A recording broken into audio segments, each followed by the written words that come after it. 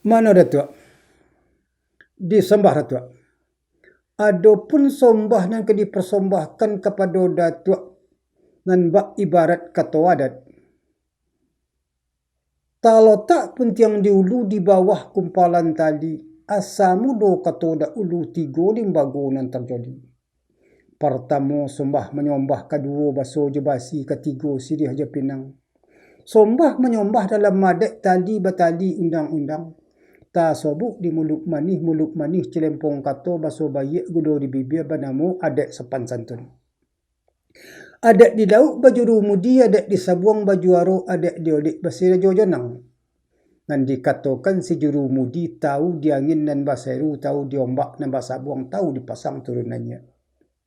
Dan dikatakan si juaro tahu dituah sisi ayam padai menogah menampin taruh, tahu di bulang dan bakicuah. Dan dikatakan si rajo jonang tahu diering dengan gendeng, tahu dicokak dengan kait, pandai menjaga lebih kurang. Tapi semontang kebak itu, atai-atai si bungo atai lah kombang bungo si tawa, tak coca jangguk kelantai na manusia ko basifat kawan. Kok kono lah jonang rang ketik mudo mata, umur olun setahun jaguang darah olun setampuak pinang.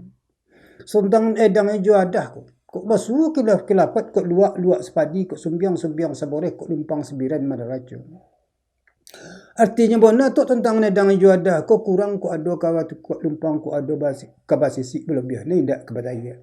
Singkit yu kata sado itu pulang ma'alum pada datuk. Sombah Allah salam taladu buni diharap nak kembali. Sekian saja penyembahan.